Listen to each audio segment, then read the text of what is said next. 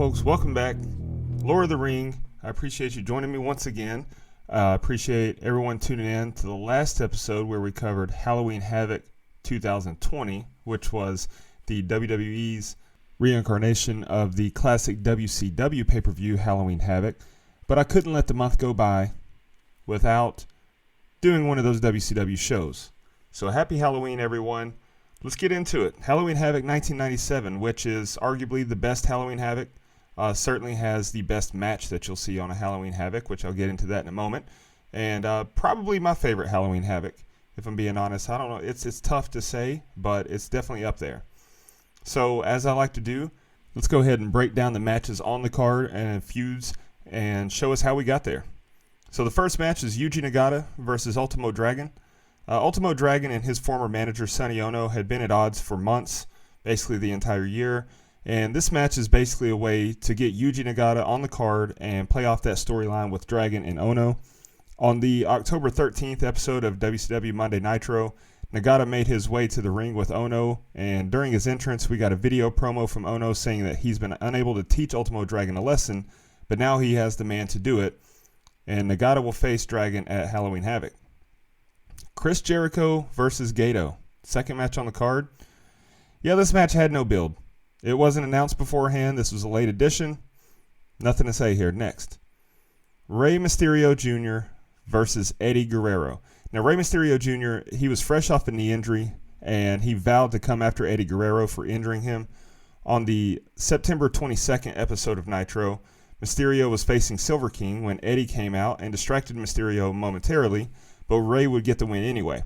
After the match, Eddie got up on the apron and yelled at Rey, and it resulted in Rey doing a somersault plancha over the top rope onto Guerrero on the floor. Rey picked up Eddie's cruiserweight title and looked at it before placing it across Eddie's chest and walking to the back. The next week on 9/29, Mysterio faced a new masked luchador who kept trying to unmask Mysterio during the match, and after Mysterio got the win, he removed the mask of his opponent to reveal it was Eddie Guerrero.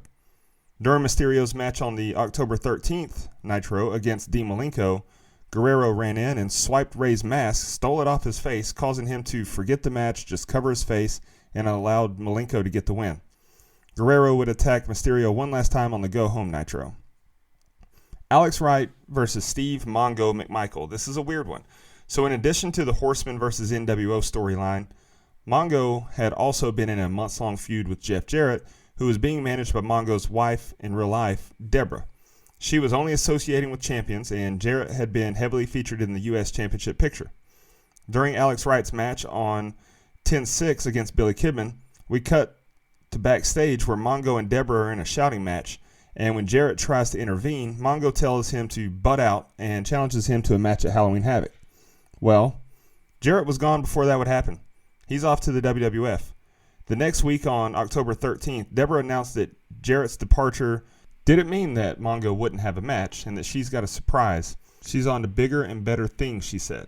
After Mongo told her to get home and get back in the kitchen, she said that she's got a plan for Halloween Havoc. And then after Mongo's match on the 10/20 Nitro, Mongo said he doesn't care who he faces at Halloween Havoc, and Deborah came out and skirts the question when asked who the surprise would be. Enter Alex Wright, which is ironic since the challenge that was issued during his match on Nitro was for Jarrett and Mongo. It's just kind of one of those coincidences, I guess. He had recently lost the TV title to Disco Inferno, but he found a new dance partner. The match wasn't made official until the pay-per-view itself. Jacqueline, Miss Jackie, versus the Disco Inferno. Okay, this is the weirdest match on the card. Eric Bischoff and WCW, they had wanted to build Jacqueline. They were determined to get her over. They wanted Disco to do the job. They wanted him to lose to her, but he refused. So he walked out of the company. He was gone for about 6 months during 1997, but he came back and he agreed to do it. On the September 22nd episode of Nitro, Disco defeated future tag team partner Alex Wright to win the TV title, and after the match, Jacqueline walked down the aisle with Mean Gene and said that she wanted to talk to Disco. She tells Disco she knows why he was gone, and Disco says it wasn't the time for this and stormed off. The next week, Disco was defending the title against Juventud Guerrera when Alex Wright tried to interfere because he wanted to cost Disco the title, but Jacqueline prevented that from happening. She wanted Disco to retain. Wright would get a rematch with Disco on the 10-13 episode of Nitro when Jacqueline would come to ringside and distract Disco. Disco would get the win despite the distraction and retain the TV title. Disco Inferno faced Rey Mysterio Jr. on the 10-20 episode of Nitro, and after the match ended, because like I previously mentioned, Eddie Guerrero would attack Rey Mysterio Jr., Jacqueline ran in and attacked Disco, who grabbed his title and ran, so they were on a collision course. Curt Hennig versus Ric Flair. After Hennig slammed Flair's head in the cage at Fall Brawl, the 9-15 episode of Nitro opened with shots of Flair on the operating table. And like I covered in the Fall Brawl episode a month ago, they used that angle to explain Flair's absence for some cosmetic surgery. Flair had a facelift during this time. Later in the show, Eric Bischoff and the NWO were in the ring, and Bischoff introduced the newest member of the NWO, Curt Hennig. He came out to the ring to Flair's music and wearing his red robe and cut a promo on his actions and how he did the right thing. He presented the robe to Hogan as a sign of respect, and then the next week on Nitro, Hogan would come out to the ring wearing that robe with the sleeves cut off. Just ultimate disrespect. To add to the Horsemen's dismay, Hennig would beat Mongo in the main event of the Nitro on 9-15 to win the U.S. title. On the 9-29 episode, Flair joined via phone to give Tony Schiavone and the fans an update. He thanked Curt Hennig for giving him a wake-up call. He said the stitches are coming out next week and he'll be back, and he called out Hogan for wearing his robe and officially broke up the Horsemen. He wanted Mongo and Benoit to go their own way and says he has personal business to take care of, and he thanked them. The Horsemen wouldn't return as a stable to WCW television until September of 98, so basically 11 months with no Horsemen. In the main event of the October 6th Nitro, Hennig defeated a returning Chris Benoit, and the NWO attacked Benoit after the match until Flair ran in to make the save and chased off the NWO, and then said he's getting Hennig at Halloween Havoc, so the match was set. Lex Luger and Scott Hall. The September 22nd episode of Nitro opened with Eric Bischoff berating Larry Zbyszko for getting involved in the match at Fall Brawl. Bischoff specifically referred to the match as being between Lex Luger and Scott Hall. Later in the show, Hall called it a fluke that Luger pinned him and said it took Zbyszko getting involved. He said he can't wait for Halloween Havoc because he wants Luger now, but Luger didn't come out, so he calls out Zbyszko. Larry leaves commentary and heads to the ring, but he doesn't get in the ring due to being outnumbered by Hall and 6. Hall would face Hector Garza after a commercial break, but lose via roll-up when Hall was nonchalantly hazing referee Mark Curtis. After the match, Hall hit the outsider's edge on Garza and then on Mark Curtis. Later in the show, Piper announced the match at Halloween Havoc, so Hall's line about not being able to wait was a little ill-timed. He kind of spoiled that.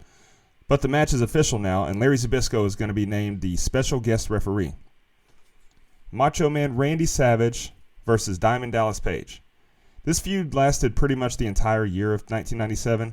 On Nitro, after Fall Brawl, DDP interviewed with Mean Gene and said he had a disease called Randy Savage and that he's the cure. He said he's going to beat Savage again and show the world he's a coward, and he challenged Savage to a match at Halloween Havoc, which Savage accepted later in the show. Hulk Hogan versus Roddy Piper. This is the main event. On the 9-8 episode of Nitro, interim chairman of the executive committee, Roddy Piper, named the main event for Halloween Havoc. He himself would face Hollywood Hogan in a steel cage match. On the 9-22 episode of Nitro, Piper said the WCW wants to ban cage matches because they're inhumane and too brutal, and that's why he wants the cage match. It was a pretty unhinged promo, honestly. Piper said that when he's done with Hogan, he's going to make Mike Tyson look like a vegetarian. Whatever that means. And he then says NWA may be for life, but Piper is forever. NWA, not NWO. Okay? The storylines between the NWO and Piper, Flair, DDP, Luger, and Sting were pretty intertwined during the stretch. Remember, Sting had been named as the main event for Starrcade, or Piper vowed to get Hogan and Sting that match. Let's put it that way. But these storylines were pretty much intertwined, and we saw brawl after brawl and promo after promo each week on Nitro leading up.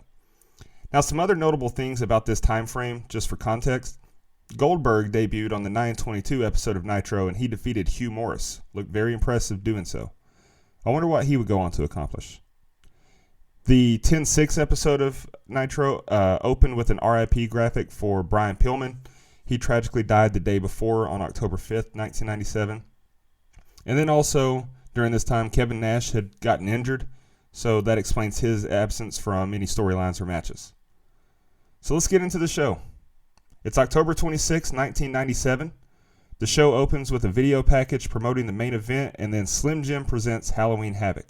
We're in Las Vegas, Nevada at the MGM Grand, where 12,457 fans are on hand, and Tony Schiavone welcomes us in, and we get some pyro and a look at the awesome stage setup before we go to Schiavone with the American Dream Dusty Rhodes and Bobby the Brain Heenan, who set the scene for the show and hyped the main event before David Penzer announces our first match. Yuji Nagata is out first with Sonny Ono at his side before Ultimo Dragon makes his entrance. I love that both guys got pyro with their entrances. I don't know why, it just made it feel more big time. Mike Tenay joins commentary for this one and the other two after it, and I love how WCW did this. It made it really feel like they were bringing in an expert for the International Talents matches. Decent back and forth early on in this one, and then Dragon jumps over the top rope to the floor where Nagata meets him with a roundhouse kick to the chest.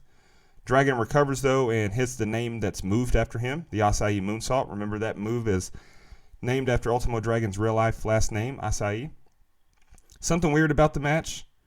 Raven and the Flock made their way through the crowd during the match, and the camera showed them, and a commentary announces or points that out, but it never amounted to anything. They would sit at ringside the entire pay-per-view, and we would see them occasionally, but they didn't get involved at all. So it was really random and pointless. Something I do love about the Japanese style, though, is how stiff it is. These guys were really laying in the kicks. To this day, I still love that about the Japanese. Watching New Japan Pro Wrestling and seeing the strong style is just awesome. I recommend it if you're unfamiliar with it. Nagata targeted Ultimo Dragon's elbow in this match, and Dragon did a great job at selling it. Dragon would hit a avalanche Frankensteiner, but when he went to apply his finisher, the Dragon Sleeper, his arm was too weak, and Nagata was able to apply an arm bar and get the submission for the win. After the match, Ono would order Nagata to attack Dragon even more, and Nagata held Dragon's arm extended and exposed, and Ono delivered a kick to the elbow, and then presented Nagata with an envelope presumably filled with money. Decent opener. It went 9 minutes and 42 seconds, and Dave Meltzer of the Wrestling Observer would give it 3 3/4 stars.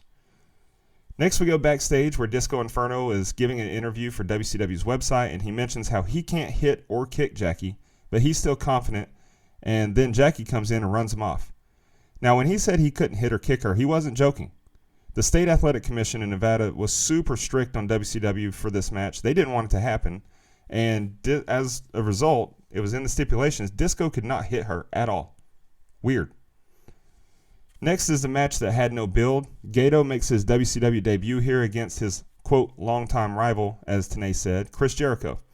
This match, like I said, was a late addition, as Goldberg was originally supposed to face Ming here to continue Goldberg's early build, but it was a late scratch. It's weird seeing Gato with so much hair. If you're familiar with New Japan Pro Wrestling, he's, of course, the booker there now and, one of the managers for the Bullet Club. And he's also very much so bald, so it's kind of weird going back and seeing him here with hair and it's bleach blonde. I love how Tenay mentions New Japan Pro Wrestling so much in this match and how Jericho and Gato faced each other in the Super J Cup tournament. That was cool. Now, the scariest moment of the whole show happens in this match, though. Jericho had Gato up on the top rope and looked like he wanted to do a superplex, but Gato stood up straight, so it looked like Jericho had to improvise, and he tried a Frankensteiner off the top rope. But it was botched horribly, and Jericho nearly landed on his head. It could have been the end of not only his career, but his life. That's how bad it was. Absolutely brutal. But thankfully, he was fine. He continued the match without any kind of break or anything. He just bounced right back up. He was fine. Commentary plays it off and said it, was like a block by Gato, but nah, it was just a botch.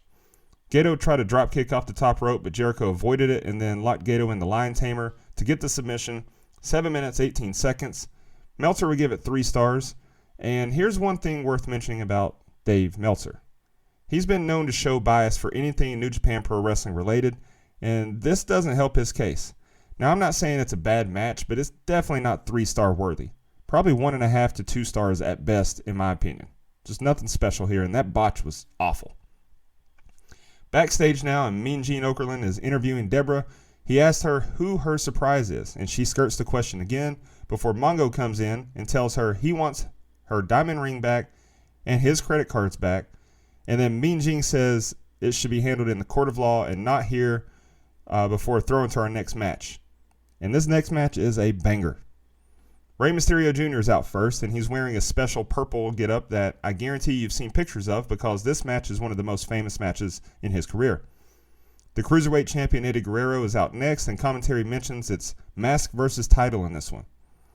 Now, mask versus title, when you think about Rey Mysterio Jr. or Rey Mysterio as he's known now, you obviously think of the mask, so you might think to yourself, yeah, well, okay, Rey Mysterio obviously wins, because he's not going to take his mask off. He would never take his mask off. But Eric Bischoff, he wanted to unmask Rey so badly during this time. It's really weird to me.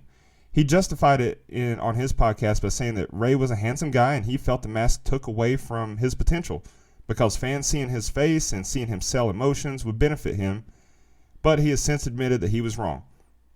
He would still go on to unmask Rey later in 1999, though. So, yep, if you don't remember that, or if you're too young, or maybe you just didn't watch the product at the time, Rey Mysterio did wrestle without a mask for the last portion of his WCW career. And that was still a mistake, in my opinion. Rey's mask is iconic. Anyway, the match starts with great pacing and high flying, and it doesn't really slow down.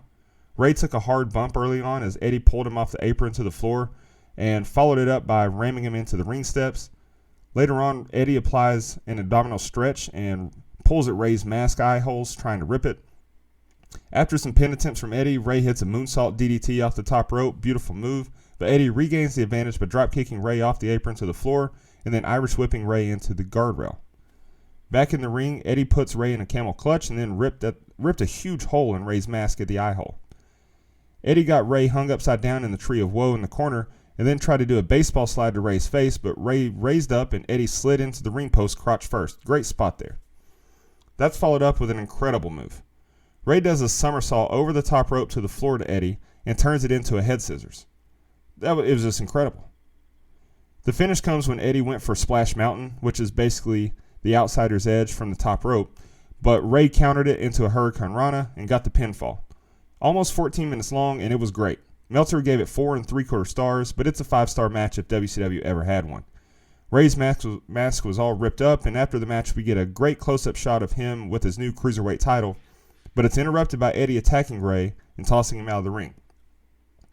Back to Mean Gene again, and he plugs the WCW hotline, 1-900-909-9900. That number is etched into my brain forever. Then we go into the NWO locker room where Bischoff is with Hollywood Hogan. Hogan talks a lot about nothing. And then Bischoff airs a grievance with the WCW and how it's an unsafe work environment and says Hogan will not be wrestling tonight unless he gets a signed contract saying that Sting isn't allowed in the building. D+ promo. It was just, Hogan said a bunch of nothing, and I'm going to tell you going forward how much this promo irritates me because of the precedent that it set. So Mongo's out for the next match.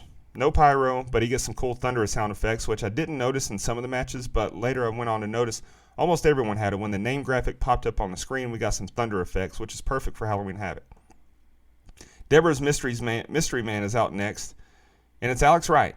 They both walk out with no music to start with, and then when he's announced, his music plays. That's a miss there.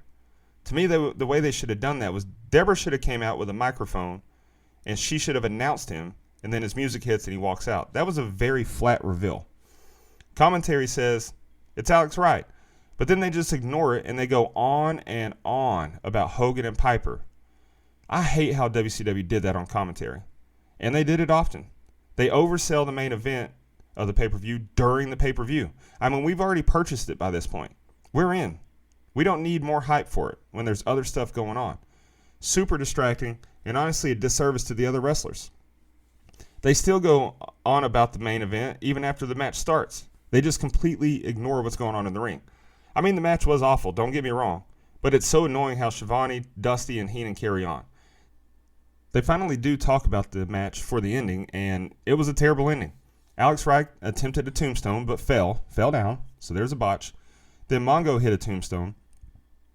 But before he could cover Alex Wright, Deborah got up on the steps and distracted referee Charles Robinson, and then Goldberg got in the ring and speared and then jackhammered Mongo, picked up Wright like he was a sack of potatoes, and dumped him on top of Mongo for the win. I think that spot took longer than it was supposed to, though, because referee Charles Robinson, he was caught peeking behind him multiple times. I mean, he definitely saw Goldberg in the ring. After the match, Deborah handed Goldberg Mongo's Super Bowl ring, and then Goldberg speared Alex Wright, so he had no alliances. He just wanted that Super Bowl ring. Awful. 6.5 minutes and a negative 1.5 star rating from Dave. Very appropriate rating. I've said it before and I'll say it again. Mongo is the worst wrestler to ever get a decent push from a wrestling promotion. The fallout from this match, though, is that at World War III next month, Mongo took out Goldberg before their match, so Alex Wright faced him again, and Mongo won. Wright would stick with Deborah for a little while, but then eventually ditch her after a losing streak. So it was a short-term alliance. After the match, we get a promo from the Macho Man hyping his match against DDP and plugging Slim Jim. Sidebar, when Savage left the WWF and came to WCW, he brought Slim Jim with him as a sponsor. And Eric Bischoff said on his podcast that they basically got him for free because the Slim Jim money was that good. So absolutely makes sense why there's Slim Jim logos everywhere. The ring posts are done up like Slim Jim packaging. It's brilliant. It's brilliant. When you can get a big name like Macho Man Randy Savage for practically free because you got a sponsorship that's coming with him that's going to pay his contract, that's incredible. Back in the arena and the Disco Inferno's music hits. This next match is really something. Tony Schiavone mentions that the State Athletic Commission would not allow this to be a title match, so Disco's TV title would not be on the line. Jacqueline is out second with some cool pyro, but while she's walking to the ring, commentary is still harping on the Hogan situation. Jesus, move on. Disco plays the chicken heel roll early in the match, ducking through the ropes to get referee Mickey J to keep her away, and even leaving the ring and walking around and chirping at the fans. After what felt like several minutes of the cat and mouse game, Jacqueline finally had enough and chased Disco out of the ring. When he rolled back in, she did a sunset flip over the top rope and got a 2 count. Disco did a drop toe hold and then an arm drag, since he couldn't punch or kick her. And then she chased him around the ring a few more times before kicking him in the gut and mounting him and pounding him on a little while before he rolled out of the ring again and says he's out of here. She chased him down the entrance aisle and hit him a few times and then got him back in the ring. And Jacqueline tried a couple of shoulder tackles, but Disco didn't budge, and then landed on her feet after a hip toss attempt. So she reversed that, counter that, landed on her feet. She then got Disco down in the corner and from outside the ring, grabbed his ankles and pulled him into the ring post, crotching him in the process, and then suplexed him on the floor. So, showing that she can do a little bit. Not bad there. Back in the ring, she hit a DDT, a nice float over DDT, and then a flying crossbody off the top rope, but Disco rolled through and almost got the pinfall himself. But immediately after, Jacqueline rolled up Disco for the 3 count. 9 minutes and 39 seconds, a quarter of a star from Meltzer. It was way too long. 9 minutes and 39 seconds. It probably should have been about 3 minutes and 39 seconds. Just a terrible match. Next up, the NWO music hits, and WCW United States Champion Kurt Hennig comes out, and he's wearing Ric Flair's red robe that had the sleeves cut off. Ultimate disrespect again. Flair's music hits, and he sprints to the ring. No robe. He doesn't strut. He's here for business, and he starts beating on Hennig. Flair hits Hennig with a running knee and knocks him off the apron into the guardrail, and Hennig tries to retreat and leave, but Flair goes after him and sends him back to the ring. Then Flair wraps Hennig's knee around the ring post, setting up for the figure 4 later, and then tries to hit Hennig's leg with a chair, but Kurt rolled out of the way. Flair pulls the robe off Hennig finally, and then he puts it on and struts around the ring. Hennig turns the tables again finally and returns the favor from earlier by wrapping Flair's leg around the ring post, and then he really focused on and targeted Flair's left leg. Hennig Irish whipped Flair into the corner for the patented Flair flip spot and sent him over to the floor. Later, Hennig was on the floor and tried to hit Flair with a chair while he was laying inside the ring in the corner with his head by the ring post, but Flair moved out of the way, thankfully. Great spot there, because it plays off of the results from the War Games last month. I mean, that's a great callback. Hennig brings the belt into the ring and tries to hit his perfect plex on it, but Flair blocks it and turns around and suplexes Hennig on it. Well, kind of on it. He meant to, but kind of missed. You can forgive it, though. Then Flair hangs Hennig upside down in the Tree of Woe in the corner, puts the belt in front of Hennig's face, and stomps it into Kurt's face, and he's disqualified. Flair then knocks down referee Billy Silverman and continues attacking Hennig until Vincent and Conan run in to rescue their NWO stablemate Kurt Hennig. Just shy of 14 minutes, it got a 1.75 stars from Dave. To me, that's a little low, but This match wasn't anything special. It's probably 2.5 stars for me. But yeah, just kind of fell flat at times. After the match, we get a backstage interview from the Macho Man for WCW's website, hyping his match against DDP. And honestly, if you watch this, you'll notice this is probably the only time you can hear Randy Savage misspeak or kind of get lost for words, tongue-tied, whatever you want to call it, in a promo. That was weird. Then we go back out to the arena, and returning chairman of the executive committee, J.J. Dillon, is back, and he's with Mean Gene, and Gene asked him about the demands that Hogan and Bischoff made earlier about wanting Sting banned. But Dillon says the match will continue and will happen as advertised. Eric Bischoff comes out and he says Dillon doesn't have the stroke to make that call, but Dillon shows him a signed and notarized contract showing that Sting won't be there, and the match is happening. Bischoff throws a fit and says if Sting shows up, the NWO are taking over Nitro. They're taking it. And that was actually an idea they had earlier in the year. They wanted to give the NWO their own show, and they kind of flirted with it with Sold Out. They tested the waters with NWO Sold Out, which I covered. You can find it in the archives, the review of Sold Out 1997. But yeah, it never happened. So NWO never got their own standalone show or their own quote-unquote brand or promotion, but it was flirted. It was talked about. But now it's time for the next match. David Penzer introduces us the special guest referee, Larry Zbyszko, first, and then Scott Hall is out next, who's with Six. And then Lex Luger is out last, looking like $1 million, and he gets a good amount of pyro for his entrance. The match starts after a vintage Scott Hall toothpick throw into Luger's face, and then Lex knocks Hall down. The bell rings. Zbyszko did a good job in this one, being fair and also being very vocal and present. It made it mean something for him to be the special referee. I like that. Not much else to like about the match, though. It's a slow match with a lot of rest holds through the first chunk. And even when it wasn't necessarily slow, the wrestling wasn't good. Scott Hall was one of the greats. You know, he's an all-time great, but no one ever accused Lex Luger of being good in between the bells. Zbyszko and Six had some good chirping at each other in this one, but it wasn't enough to salvage the match.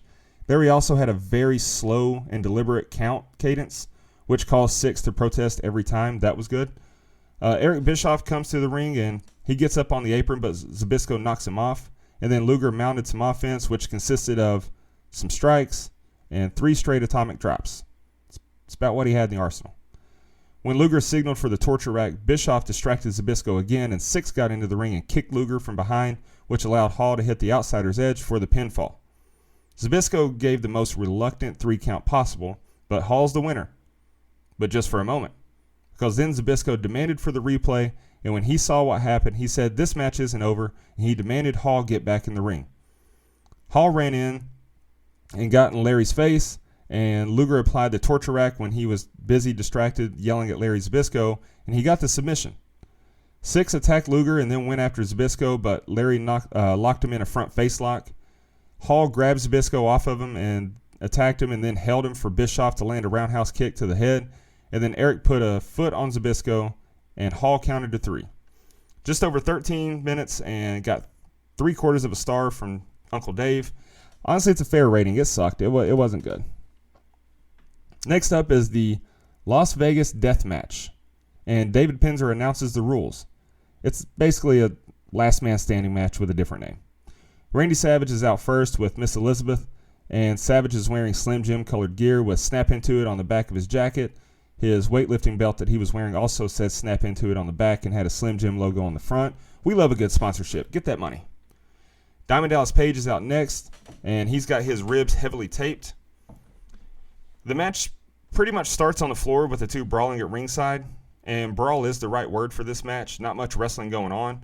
They fought through the crowd and up to the entranceway. Savage targeted Page's ribs often, but DDP sent Savage into the prop tombstones and body slammed him through a styrofoam coffin up at the entrance ramp. Savage sold this like the props were made of solid wood and concrete. So if not for the sound of, clearly styrofoam breaking, it would have been much more believable and honestly better. Back at ringside, Savage tossed Page into the guardrail and into the ring steps. Savage grabbed a camera from one of the cameramen at ringside and tried to hit Page with it, but Page got his feet up and kicked it into Savage's face. Then Miss Elizabeth got involved, and she hit the ref with a serving tray that she got from somewhere, and then started choking DDP with a camera wire before Kimberly ran in for the save and dragged Elizabeth back up the entrance ramp by her hair. Nick Patrick also came in to take over ref duties after Mickey J was knocked unconscious and just absolutely brutalized by that plastic tray. Clearly plastic. It sounded awful. Okay, anyway. Page attempted the diamond cutter, but Savage held on to the top rope, so he avoided it. And then Macho Man went for the elbow drop, but it was probably the worst one of his career. It didn't look at all like what we're used to seeing from Randy Savage. But he made up for it right after that and hit a picture-perfect elbow drop. Page made it to his feet at the 9.5 count, though, and after Nick Patrick took a bump, DDP hit the diamond cutter. Patrick wasn't down long, though. This isn't your typical ref bump. He was right back up, and he started to count both men down, but they both made it back up. Then an imposter Sting came to the ring and hit Page in the ribs with a baseball bat, and that's the finish. Page couldn't get back up. 18 minutes and 7 seconds. Meltzer liked it. He gave it 3.25 stars. I liked it, too. The match had good back and forth, and it was much better than the last 4 matches that preceded it. And it was better than the main event, so maybe it just looks better because of what it was surrounded by, but I enjoyed it. After the match, Savage decked Nick Patrick and then attacked Page again to get another last bit of heat. And then DDP was stretchered out, but before he could get to the back while they were rolling him out, Savage attacked him again while he was on the stretcher. Then commentary mentions that based on the boots that the imposter Sting was wearing, it was Hulk Hogan. Really weird and random that he would dress as Sting for that, and honestly, it could have been any member of the NWO do this, dressed as themselves, hit him with the, and it would have made sense. Like, hit him with the bat. There's no DQs. It's the last man standing match. You didn't need to have someone dressed as Sting to begin with. It was just weird. Now it's main event time. We get our classic Michael Buffer, let's get ready to rumble, and then we get our intros. The cage lowers as Hollywood Hogan makes his entrance first. And this is probably the weirdest cage you'll ever see for a cage match. It's not quite as big as the Hell in the Cell, but it does have room inside for the guys to walk around at ringside. There's no roof on it, so it's definitely not like the Cell. I don't want to paint that picture, so that's normal. But the walls to the cage, they look weird. Like, it's a weird cage design, and they're extremely flimsy. Piper's out next, and he's got Hogan's heavyweight title that he stole on Nitro with him. Hogan immediately tries to climb out of the cage, but Piper starts whipping him with his belt from the floor and then bites Hogan on the butt and then the back and then on top of the head. So he did say on Nitro that he was going to chew Hogan up and spit him out, so I guess that makes sense for him to bite him 3 times. I'll allow it. Hogan tries to climb out again, but Piper nails him with a low blow. But then Hogan rams Piper's head into the cage and goes for the door, and Schiavone says if he can get out, it's over. Well, it wasn't. Piper and Hogan both go outside the cage. Hogan was in front, so he was first. He was first to get out, but the match doesn't end. What? What are we doing? They fight outside the cage for a minute, and then Hogan slams the cage door on Piper a few times. Hogan says he's out of here, and he starts to leave, but he's met on the entrance aisle by Sting. He's pointing a bat at him and forces him back to the ring. Piper slams the door on Hogan, and then they're finally back in the cage. They show Sting at the entrance aisle again, and another Sting walks up and joins him. Okay. Hogan whips Piper with his belt and then decks him with some brass knuckles and climbs to the top of the cage, but one of the Stings is standing below him and forces him to stop climbing, and he's kind of caught in limbo. Go back in the cage with Piper or go down and meet Sting. Piper climbs up the cage to meet him, and then another Sting comes down the aisle, and yet another Sting walks through the crowd. But we're not done. Another Sting enters. That's 5 Stings. Why? Hogan hits the leg drop twice and then tells referee Randy Anderson to get in the ring and count. Up until this point, Anderson had been outside the cage, but all it took was Hogan saying, get in here and count, and he did. So that was another thing that was just weird, didn't make sense. But Piper kicks out. Savage does a run in, and he climbs the cage and then jumps off the top of the cage into the ring. He tries to hit Piper with a double axe handle, but he misses and hits Hogan. Piper then locks Hogan in the sleeper hold and gets the win when Hogan can't respond and get his arm raised on the 3 count. So that's the match, but Savage hits Piper. Bischoff runs in and tells Hogan to get him.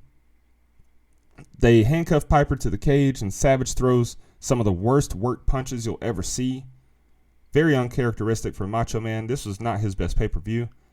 Hogan puts it on a Sting mask that he got from somewhere, and he works over Piper, but then a fan climbs in the cage, and the camera, cameras usually avoid showing the fan on camera, but the camera went right to him. They showed him climb the cage. They gave him a lot of TV time.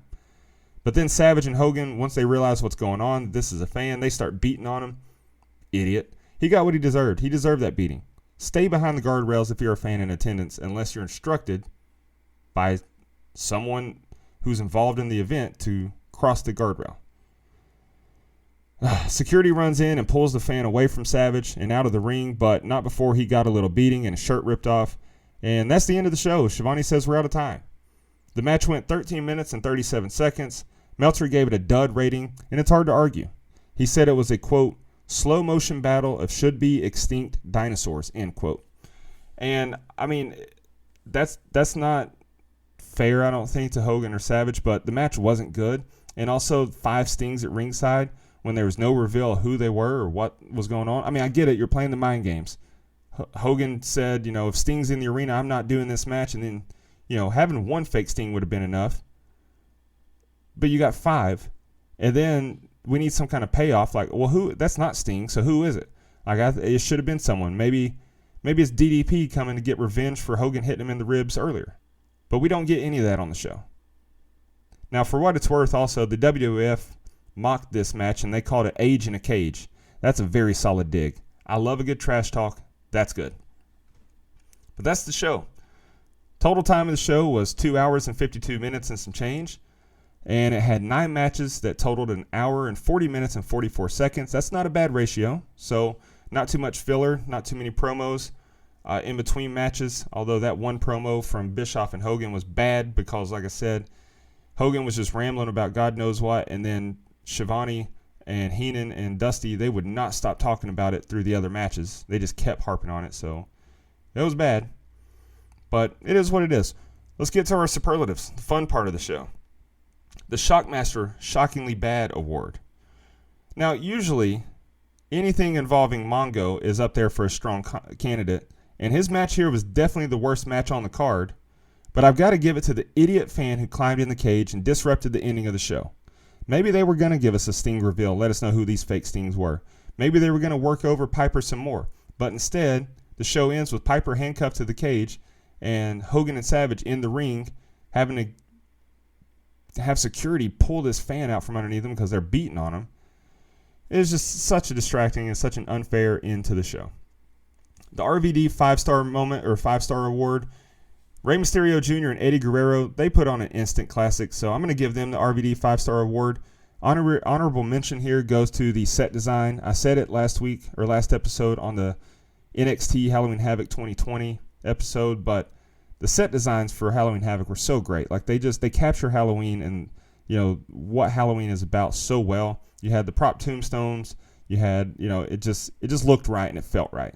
And also Slim Jim's marketing was great. You had 4 Slim Jim logos on the mat in the ring, and then like I said earlier, the ring post looked like Slim Jim packaging. So that was awesome. But Rey Mysterio Jr. and Eddie Guerrero, they put on a clinic. And the newest superlative, the JR's cowboy hat. I'm going to give this one to Bobby Heenan during the Randy Savage and DDP match. He said, quote, he doesn't even feel his ribs right now. The only ribs he's feeling are Savage's with his hands and fists. I thought that was good because DDP was, selling the rib injury, had his ribs heavily injured. He was getting slammed into the guardrails a lot, but then his adrenaline kicked in. He's beating on Savage. That's a great line from Bobby the Brain Heenan. As for the grade for the show, this is not a bad show at all. It's not the best I've done, but it's definitely watchable.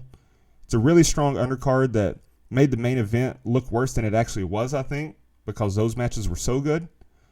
But I'm going to give it a B-. Readers of the Wrestling Observer, they gave it 48% thumbs up, 41% thumbs down, 10.5% in the middle. So do with that information what you will. I guess I'm on the thumbs up side. So the next episode will be the first episode in November for the podcast. So I feel it's only appropriate to do an ECW November to Remember show. And I'll be covering the event from 1998, which, like always, is available on Peacock. And it features Masato Tanaka and Balls Mahoney versus the Dudleys, Tommy Dreamer and Jake Roberts versus Justin Credible and Jack Victory.